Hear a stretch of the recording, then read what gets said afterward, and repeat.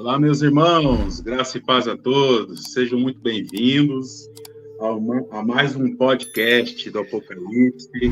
Vamos então, vou ler aqui as passagens, vou colocar aqui os 2 primeiros versos de Apocalipse 16. Diz assim: Eu vi, vinda do templo, uma grande voz que dizia aos 7 anjos: Ide e derramai sobre a terra as 7 taças da ira de Deus. E foi o primeiro e derramou a sua taça sobre a terra e fez uma má chaga maligna nos homens que tinham o sinal da besta e que adoravam a sua imagem. Eu quero passar para o pastor Igor. Nós havíamos comentado aí na live anterior acerca de termos um entendimento dessa linha temporal sobre a última semana, entender a questão dos selos, das trombetas e das taças. Como nós vamos tratar agora das taças, é sempre importante nós, aqui na fala introdutória, colocarmos para os irmãos aí que estão assistindo, onde que nós estamos nessa linha do tempo, porque nós já tratamos de selos, já tratamos de trombetas, e como que isso fica organizado nessa linha do tempo. Então, o pastor Igor fez uma apresentação aí no Preze, muito interessante, e com certeza vai ajudar bastante os irmãos aí a nos localizarmos aí nesta linha. Né, pastor? Amém, amém. Essa linha do tempo é importante por quê? Porque se a gente for ler o Apocalipse, sem essa imagem na nossa mente, sem, como é que falam, né? Quando você vai usar uma imagem, poder você fixar, né, aquilo dali. Pois é, então é isso daí, daqui você pensou isso mesmo. Você vai utilizar, né, essa figura, essa imagem, vai melhorar, né, ou então vai ajudar a você fixar melhor o que está escrito, porque às vezes você só lendo, você não consegue encaixar as peças, mas você vendo, enxergando, você consegue encaixar melhor, né? Então, olha só que interessante, vamos ver aqui, ó. Deixa eu aumentar. Nós já estamos no capítulo 16, tá? Nós já estamos no capítulo 16, como disse ali o Ricardo, já foi falado sobre os selos. Apesar de nós já termos falado, né, das trombetas ali, quinta trombeta, né, sexta trombeta, e até mesmo a 7ª trombeta no capítulo 11, ele está fazendo um feedback de novo aí. Tá? Ele está voltando atrás no tempo, porque agora ele vai contabilizar. Exemplo, ele vai falar dos selos, ele vai lá, aí depois ele vai falar das trombetas, ele volta de novo. Aí ele volta e continua indo. Agora ele vai falar das taças. Ele volta mais um pouquinho para depois continuar indo. Nesse caso, quando vai falar da taça, ele não volta lá no início. Ele vai voltar na segunda metade da última semana de Daniel. Então, na segunda metade da última semana de Daniel, é que começa, então, a serem derramadas as taças. Nós já estudamos sobre a quinta trombeta. Então, já passamos por ela. Mas, nesse momento, na quinta trombeta, que se começa a lançar, então, as taças. Você veja que o movimento no céu, está lá no versículo 1, né? E eu vi, vinda do santuário, já estudamos sobre o santuário, uma grande voz que dizia aos 7 anjos, porque tem os 7 anjos da trombeta e tem os 7 anjos da taça. Tá? E aí vai falar para os 7 anjos da taça: Ide e derramai sobre a terra as 7 taças da ira de Deus. E essas taças, elas começam a serem derramadas no ato da quinta trombeta. Tá? A gente não vai falar sobre a quinta trombeta porque já falamos, tá? Mas é só para você se situar no tempo. A quinta trombeta, por que a gente sabe que é ali, que é na quinta trombeta, né? Que é no ai, né? O primeiro ai, justamente por causa disso, porque é o primeiro ai. É o primeiro ai que a gente tem entendimento, né? Que é na quinta trombeta ali. E a gente entende também que é a partir desse momento em que as taças começam a serem lançadas. Por quê? Por que não no início da semana?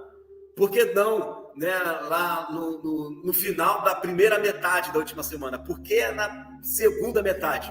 Porque essas taças, a primeira delas já é para lançar sobre os que têm a marca da besta.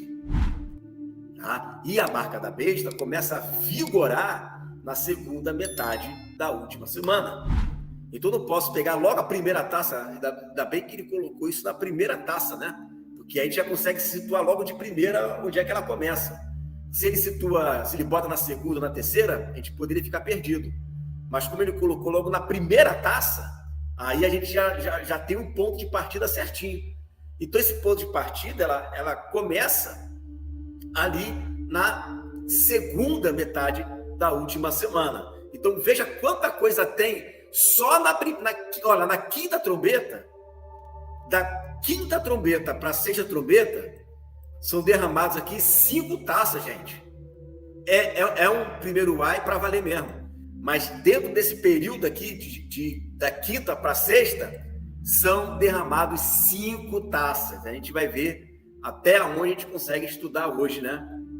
Quantas taças tem. Mas é nesse momento, nesse ínterim, tá? Quando que começa a ser lançado? Na segunda metade da última semana. A primeira taça da quinta taça ainda é a quinta trombeta. E por que é isso? Porque a gente tem a primeira taça indicando que é sobre os que tem a marca da besta, e a penúltima taça já fala sobre o Rio Eufrates. O Rio Eufrates é a sexta trombeta.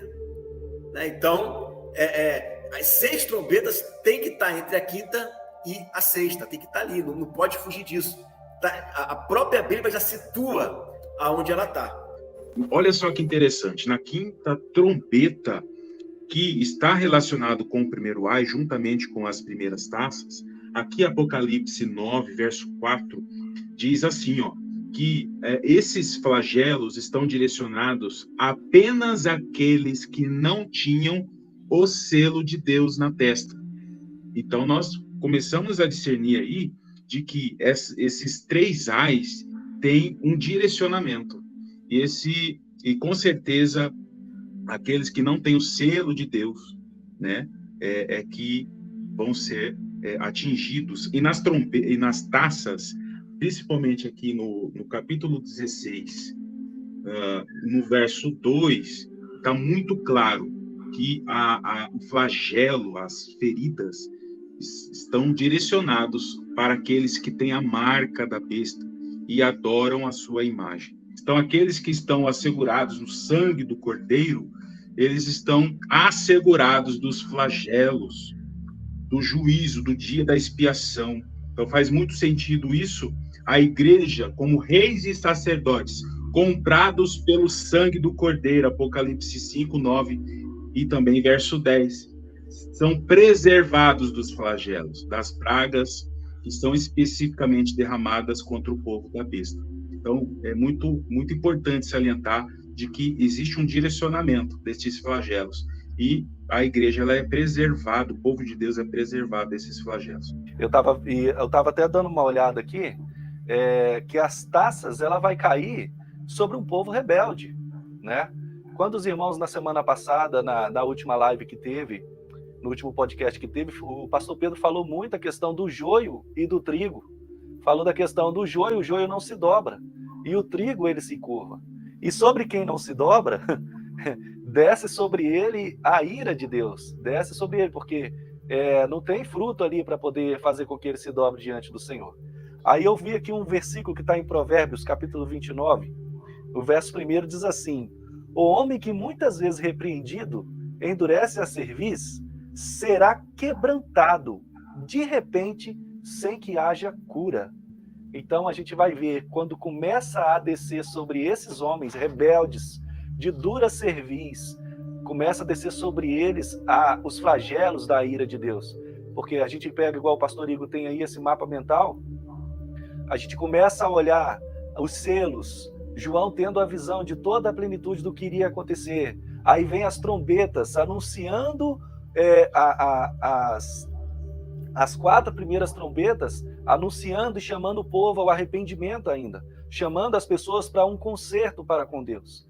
Aí, no período dessas 4 trombetas tocando, acontece um juízo parcial da parte de Deus para com os povos, para que eles vejam que é sério o que está para acontecer ali, para que eles ainda venham a se dobrar diante de Deus, né?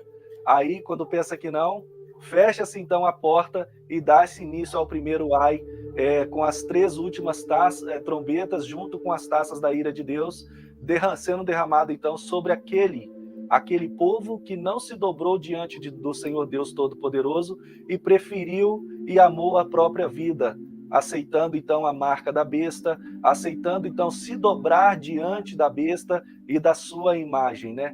E a gente vai vendo essas coisas acontecendo e vai vendo que as pessoas hoje em dia, elas ainda preferem a dor, o sofrimento, do que o arrependimento. Elas preferem permanecer no engano, no erro, na falsidade, na sua perversidade e dureza de coração. Eu vou ler aqui a primeira taça para a gente poder estar comentando. O primeiro anjo foi e derramou a sua taça pela terra, e abriram-se feridas malignas e dolorosas naqueles que tinham a marca da besta e adoravam a sua imagem. Agora fica mais cristalina, né? Com este mapa mental que o pastor Igor trouxe, porque faz muito sentido essas feridas malignas com a 5ª trombeta, né, pastor? Onde tem aqueles escorpiões e tudo mais, né? Exatamente. E a Bíblia diz que o ataque dos escorpiões, a ferida dura 5 meses. Imagina uma dor de 5 meses. Ainda com isso, ainda tem úlcera, né? Que tem versões que diz chagas malignas. Aí tem versões que diz úlceras malignas, né?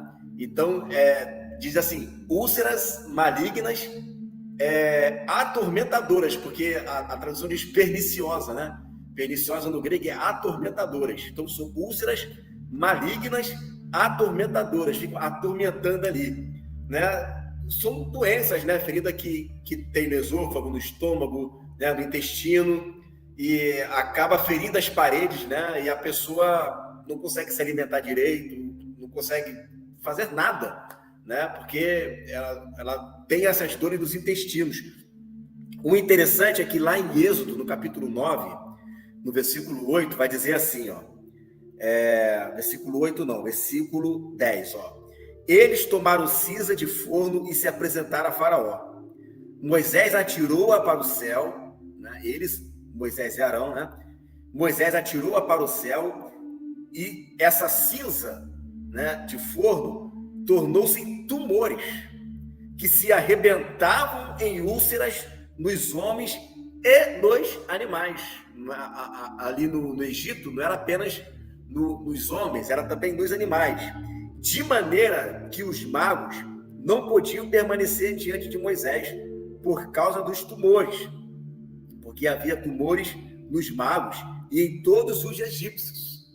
Então você vê que esses tumores eles estão atacando os magos, o faraó, que tem um coração endurecido, né? Está atacando todos os egípcios ali. E o que nós vemos lá em Apocalipse? Ele é para atacar todos os que têm a marca da besta, todos os que apoiam o faraó, todos os que apoiam o anticristo, né? Que o anticristo também tem os seus falsos profetas. Então, todos esses falsos cristos, olha como é que vai ser bem fácil diferenciar, né? Como é que vai ser possível enganar um falso cristo? Ele vai ficar com úlcera, porque esse falso cristo, ele está com a marca da besta, tá? Então, como é que eu vou diferenciar um profeta de Deus e um não profeta? É interessante que lá em Malaquias diz assim, e outra vez vereis a diferença entre o justo e o ímpio, entre aquele que serve a Deus e que não serve. Então, ali no Egito ficou muito bem evidenciado quem era e quem não era. Você via Moisés e Arão, até aquele momento as duas testemunhas, dentro, né, do Egito, não pegando praga neles, igualmente aos filhos de Israel. Aí você olha para o povo do Egito, está todo mundo pegando praga, todo mundo sendo atacado, todo mundo ficando doente. Nesse momento, na última semana de Daniel, vai acontecer a mesma coisa. É por isso que diz que, se possível for, iria enganar até os escolhidos. Porque é muita apostasia a pessoa se dobrar diante de alguém que está na cara que ela tem úlcera, que está na cara que ela está doente, que está na cara que ela está cheia de chaga. E você está vendo um filho de Deus ali que não tem nada disso, porque o propósito das taças e das trombetas é justamente para diferenciar um do outro. Você está no meio de gente que está com chaga, que está com doença perniciosa, né? E você está lá ileso. E assim como Moisés e Arão também lá no Egito, profetizando para Faraó, a respeito do juízo de Deus que desceria, para cada coisa que no começo eles apresentavam, os profetas de Faraó, os sacerdotes de Faraó iam lá e faziam a mesma coisa. E agora, eles estão diante, quando chega essa chaga do pó de cinza que Moisés joga e se transforma em úlceras neles, chega ao ponto assim, não tem como mais. A gente não tem mais para onde fugir, não tem como a gente mostrar aqui e fazer aparecer úlcera como ele está fazendo. E é a mesma coisa que vai acontecer agora nas taças. Vai chegar um ponto em que o falso profeta não vai mais conseguir continuar enganando as pessoas pelo fato de que eles não vão saber como identificar e fazer os mesmos sinais que as duas testemunhas pregando a palavra vão estar fazendo. Porque aqui o ministério das duas testemunhas ainda está em continuidade, né? Porque o que faz encher as taças da ira de Deus? É que começa a metade da última semana, a última metade, o anticristo sai matando as testemunhas do Senhor e o sangue desses mártires sendo derramado transborda as taças, faz transbordar o cálice da ira de Deus. E diz aqui no profeta Naum, capítulo 1, versículo 6, quem pode suportar a sua indignação? E quem subsistirá diante do furor da sua ira? A sua cólera se derrama como fogo, e as rochas são por ele demolidas. Aí a gente vê também o apóstolo Paulo, ele fala aqui em Colossenses, capítulo 3, verso 5, né? Assim façam morrer tudo o que pertence à natureza terrena de vocês, imoralidade sexual, impureza, paixões, desejos maus, ganância, que é idolatria. E por causa dessas coisas, que vem a ira de Deus sobre os que vivem na desobediência. Ou seja, olha aí, o homem de dura cerviz que vive na desobediência e as taças do furor da ira de Deus começando a descer sobre eles. Por quê? Porque começaram a derramar o sangue das duas testemunhas. Na primeira metade da semana, eles não fazem nada contra as duas testemunhas. Mas já no começo da segunda metade, eles começam a perseguir e a matar as duas testemunhas. E isso faz com que a ira de Deus se acenda contra eles. O segundo anjo derramou a sua taça no mar, e este se transformou em sangue como de um morto. Então, irmãos, eu ouvi uma certa feita um estudo dado por um determinado pastor, e ele fala assim, que é impossível isso aqui acontecer em sua totalidade. A gente vê que nas trombetas, quando elas estão sendo tocadas ali, apenas a terça parte do mar é ferida. Mas agora aqui, com o derramar dessa taça, se completa em uma plenitude, né? E eu ouvi esse determinado pastor falando que isso aqui é uma linguagem alegórica, porque é impossível isso aqui acontecer no mar inteiro. Porém, eu falo diferente. Não é impossível. É possível, porque nós não podemos limitar o poder e a majestade do nosso Deus. E olha só para os nossos mares hoje, a quantidade de poluentes que tem sido derramado neles. Agora imagina, quando então descer sobre o mar essa taça da ira de Deus e ferir, então, 100% das águas, de maneira que não vai ter como o povo da besta continuar nem produzindo energia, porque os poderes dessa terra, assim como lá no Egito, vão estar sendo abalados, né? E hoje nós vemos fontes renováveis de energia sendo usadas pelo movimento das ondas. Nós vemos que hoje uma grande fonte de alimentos é tirada do oceano, é tirada do mar. Então Deus vai ferir de modo com que eles não tenham como nem tirar o sal da água para beber. Não vai ter como eles tirar nem o sal da água para beber. Deus vai ferir de uma tal maneira que vai ficar escasso o alimento que o mar produz, vai parar de ter. Energia também que o mar produz, porque o mar vai estar totalmente tomado de peixes mortos, boiando sobre a água, né? Transformado em sangue. A procura de comida para os não marcados vai ser muito grande. E realmente vai ser cobrado taxas para ou a pessoa compra ou ela morre de fome. Então ela terá que comprar. Só que vai deter alimentação nesse momento, já que outras taxas vão ser lançadas, várias trombetas já tocaram, mexendo em todo o ecossistema. Quem é que vai deter ali a produção de alimento, ainda que não seja 100% natural? O sistema. O sistema vai deter. A pessoa não vai ter como chegar, eu vou me esconder lá na Antártida, porque lá eu vou pescar tranquilo, o anticristo não vai me atingir. Não adianta, vai pegar todo o sistema, vai pegar todo o mar, vai pegar tudo. Né? A pessoa não adianta querer se esconder. Eu vou comprar um monte de semente, né, para poder plantar. Não adianta, a Bíblia diz bem claro, você vai para o deserto e eu vou prover o sustento. Sou eu que vou prover. Vai lá para o deserto. Você já viu plantação no deserto lá para o povo de Israel? Não tem plantação no deserto no povo de Israel. Não tem. Né? Ou eles esperavam a água sair da rocha, o maná caiu do céu, então nada feito. Né? Tinha que aguardar. Então, é 100% dependência de Deus. 100%. E as pessoas que tentarem fazer isso por força própria não vão conseguir. O pouco de comida que vai restar, quem é que vai ser o detentor dessa comida aí? O sistema do anticristo. Por quê? A natureza foi toda corrompida, né? E aí agora o anticristo vai deter a alimentação, vai deter tudo isso daí. E como é que eles vão fazer para poder comer? Só tem uma saída, né? Ou você fica à margem da sociedade e vai mendigar, ou você adere ao sistema usando a marca da besta, e aí você vai poder, mesmo que com pouco recurso, pelo menos não vai morrer de fome. Você vai poder comprar e vender, né? Agora, os que não têm a marca da besta, esses, Deus está dando a provisão, né? Então, olha como que realmente Deus está montando um palco para forçar a pessoa, né? Basicamente, ou sou eu ou é o diabo, você escolhe. Não tem mais meio termo, não tem mais que empurrar com a barriga. Já foi-se essa época. Agora é tudo ou nada. Não tem mais meio termo. Ou é de Deus ou não é de Deus. Aquele traz Apocalipse. Aquele que é sujo, suje-se mais ainda. E aquele que é santo, santifique-se mais ainda, né? Um importante soldado aí do século passado dos Estados Unidos, da Marinha dos Estados Unidos, que ele disse o seguinte, uma frase que ficou bem marcada aí entre os militares: quem dominar o mar, domina o mundo.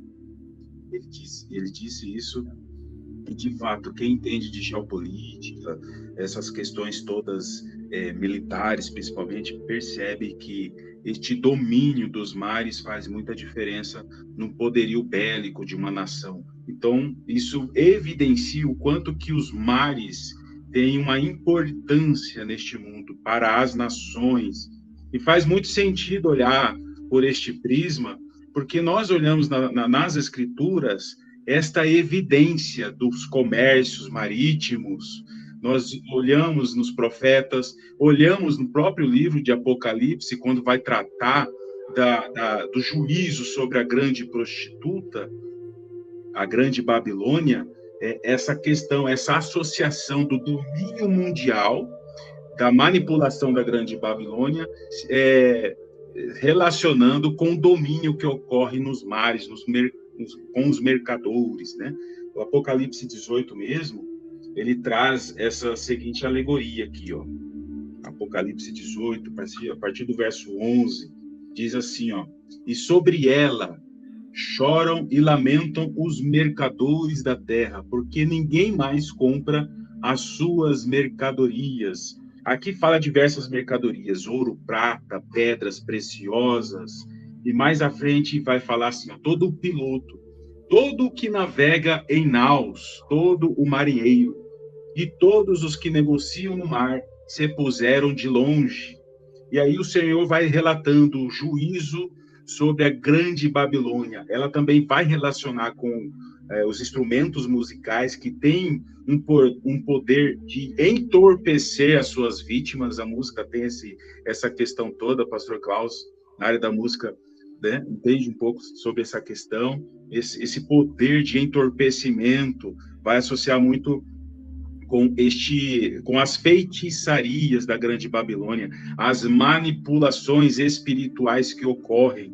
E o Senhor vai declarar o seguinte: porque os teus mercadores eram os grandes da terra, e todas as nações foram enganadas pelas suas feitiçarias. Quando a gente fala aqui de piloto, navega em naus, todo marinheiro, aqui no Apocalipse 18, é um gancho para que nós possamos analisar lá nos profetas. E nós encontramos passagens nos profetas que vai relacionar essa ação de manipulação espiritual da grande Babilônia com aquilo que já aconteceu antigamente, nas palavras dos profetas. Por exemplo, né, Ezequiel 27, ele trata muito sobre a lamentação contra Tiro. E aqui diz o seguinte, ó: diz a Tiro, que habita nas entradas do mar, negocia com os povos de muitas ilhas. Assim diz o Senhor: tu dizes, eu sou perfeita em formosura.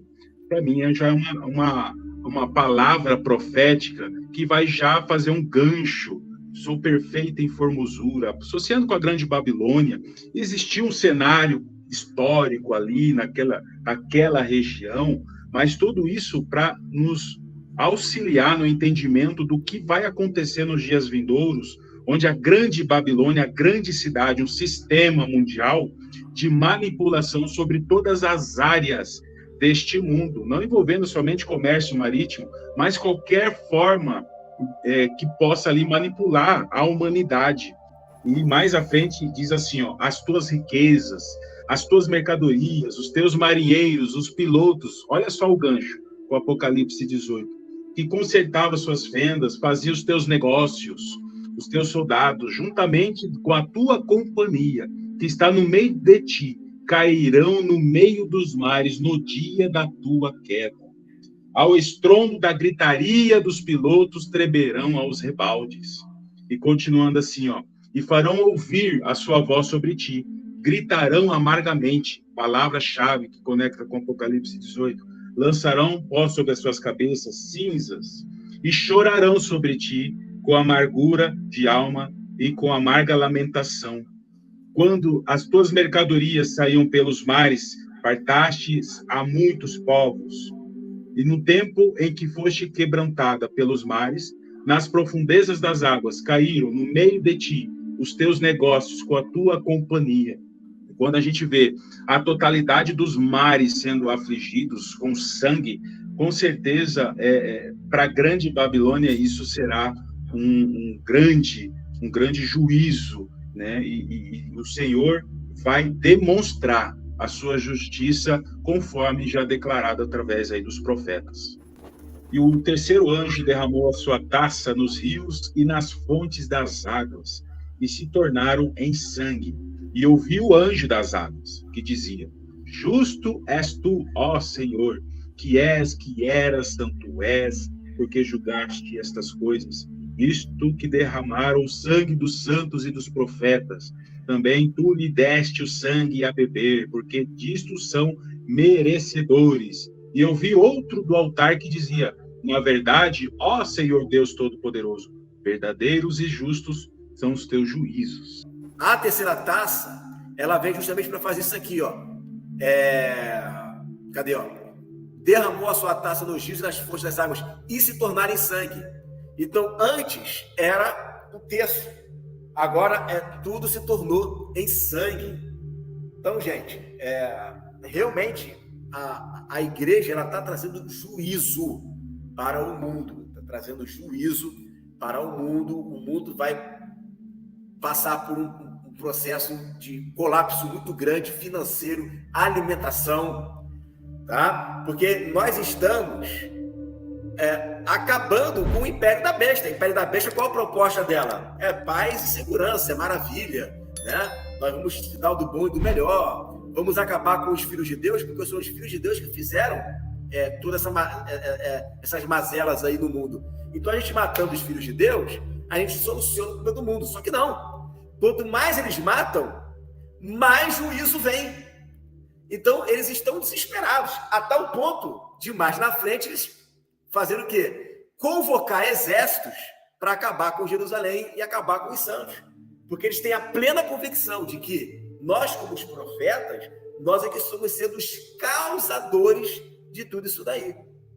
Então, a terceira taça é uma taça significativa, porque ela vai dar uma, não vou dizer que é a pá de cal, porque é só a terceira taça, né? Mas ela vai causar um estrago muito grande no planeta Terra. E é disso aí que tem muita gente que está querendo fugir, né? Os caras lendo isso daí e falam assim, meu Deus do céu, eu não quero ficar aqui, eu quero ir morar no céu, né? Mas a proposta é justamente essa, né? É você ficar aqui na Terra sendo luz, não escapar, né? Ser luz em meias trevas. Quem está ocasionando isso é o próprio povo de Deus. Somos nós profetizando isso daí. Nós estamos fazendo isso como fez Moisés, né? Então você veja a honra que Deus está dando para a igreja, né? Isso é uma honra, né? Nós somos os Moisés da época, o Elias da época.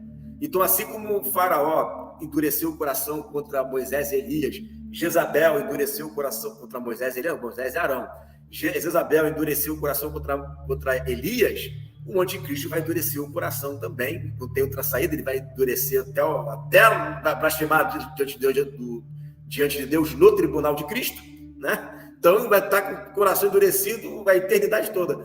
Mas o fato é que nós somos os causadores disso. E a Bíblia afirma isso em Apocalipse capítulo 11, dizendo: esses são os que estão perturbando a terra. Eles estão perturbando a terra, né? Então, nossa, é uma honra poder perturbar a terra, né? É uma honra ser o causador desse juízo, né? É uma honra você ser aquele que profetiza e as coisas acontecem, né? Isso só vai ocorrer por quê? Porque a igreja entrou numa dimensão espiritual de chuva serôdia, de plenitude, né? Então, gente, não pasmem, o livro do Apocalipse não é um livro para a gente ter medo, né? O pessoal tem medo do Apocalipse, o pessoal não gosta de Apocalipse. Não, toda aquela conjuntura ruim é para os ímpios. A igreja está de vento em polpa, né? Aqui na terra, andando gloriosamente e cheio de autoridade e poder. A igreja triunfante, né? Aí sim, né? A igreja triunfante, como diz lá Agostinho, só que ele colocou no tempo errado, né? A igreja triunfante e retumbante sobre a terra. Só que ele colocou no tempo errado, ele colocou o milênio para hoje, não, o milênio é para hoje. Mas a igreja hoje já anda vitoriosa, retumbante, ainda nesse mundo, mas numa dimensão espiritual como nunca, nem os apóstolos andaram nessa dimensão, né? E aí, quer dizer, é um momento para que nós venhamos a olhar tudo isso aí, essas profecias, e vermos que o que está acontecendo, o que é isso? O que é isso que está acontecendo no mundo? O que é isso? Nós estamos preparando o caminho do Senhor. Aleluia. Isso aí isso é preparar o caminho do Senhor. Nós estamos ali preparando, né? Estamos preparando tudo, né? Deixando o mundo daquele jeito para Jesus vir e dar a pá de cal, né? Então, isso é maravilhoso. E o povo de Deus, e geralmente a pessoa fica aflita, né? Não vai ter mais nada. Mas, na verdade, o Senhor vai estar cuidando do seu povo no deserto, né? Nessa segunda metade da semana, vai ter um povo fiel, né? No qual o Senhor vai encaminhar para o deserto. Aí me fez lembrar aqui de Isaías 43, está escrito assim, ó: quando passares pelas águas, estarei contigo, né? E quando pelos rios, eles não te submergirão. Quando passares pelo fogo, não te queimarás, nem chama arderá em ti. Aí vem mais para frente aqui, vem o slogan do canal ID do Pastor Pedro: vós sois minhas testemunhas. Diz o Senhor, o meu servo a quem escolhi, para que o saibais e creiais e entendais que eu sou o mesmo, e que antes de mim Deus nenhum se formou, e depois de mim nenhum haverá. O Senhor vai requerer do seu povo fidelidade, emuná, no hebraico, fé, né? Então, faz muito sentido o Senhor requerer do seu povo essa dependência total do Senhor. Em meio a um cataclisma mundial em que os ímpios vão sofrer por falta de fontes de água da terceira taça, o Senhor vai cuidar do seu povo no deserto. Aqui diz, ó, ainda antes que houvesse dia eu sou, ninguém há que possa escapar das minhas mãos. Diante de um juízo contra os ímpios, ninguém vai escapar. Agindo eu, quem impedirá? Assim diz o Senhor, que preparou no mar um caminho e nas águas impetuosas uma vereda. No verso 18 aqui, ó. Não lembram somente das coisas passadas, nem das coisas antigas. Eis que faço uma coisa nova, algo vindouro, sairá à luz. Vocês não estão percebendo? Infelizmente, muitos não conseguem enxergar essa realidade vindoura, né? Eis que, porém, um caminho no deserto e rios no ermo. Então, tem um cuidado do Senhor aqui, ó. Porque porém águas no deserto, rios no ermo, para dar de beber ao meu povo, ao meu eleito. O Senhor vai cuidar dos seus. Aleluia. É tremendo, porque a gente volta lá no Egito e a gente vê que quem ficou sem água foi só o povo do Egito. O povo de Israel tinha água. As cumbucas de água do povo do Egito, como o pastor Igor mesmo falou, se transformava em sangue também. A gente vê isso lá na palavra, lá em Êxodo, capítulo Êxodo 7, né, do 17 em diante. Aí, por que as pessoas... É incrível essa questão de querer, bem na hora em que Deus vai manifestar a sua glória na vida da igreja, diante desse mundo perverso que perseguiu, que afrontou. Onde que está o seu Deus? Você não disse que ele vai vir? Você não disse que ele vai vir cobrar o juízo? Cadê esse Deus seu? Esse Deus seu não vem mais, não. Aí Deus vai encher as suas testemunhas com a sua autoridade. E para eles terá comida, para eles terá água. Não vai ser fácil, né? Como o pastor Pedro muitas vezes diz, é o tete a tete com Deus, né? E assim como Corá pereceu e ficou pelo deserto, a gente vai ter também os filhos de Corá em nosso meio. Infelizmente vai ter. Mas o que está acontecendo hoje, nesse exato momento, para as pessoas que ouvirem essa mensagem que nós estamos transmitindo aqui? Eu imagino assim, se hoje nós estamos anunciando o evangelho do reino e falando arrependei-vos, porque o reino do céu é vindouro, está chegando o reino do céu, já podemos ver o reino do céu, mas para você ver, você tem que se arrepender, e para entrar no reino, você tem que nascer de novo e abandonar as más obras. No dia das duas testemunhas, o que nós vamos estar falando? Arrependei-vos, porque o juízo de Deus é chegado. E a prova de que o juízo de Deus está chegando é que vocês hoje estão bebendo águas amargas. Mas quando vier o verdadeiro juízo, não haverá nem águas amargas para você beber, porque todas as fontes das águas se tornarão em sangue. Então se convertam dos seus maus caminhos e entrem enquanto ainda há chance de entrar pela porta, porque quando ela fechar não terá mais jeito. E vamos interagindo, porque é muito importante, irmãos, essa unidade. Eu friso também muito sobre isso, sobre a unidade. Ó, quão bom e suave que os irmãos vivam em união.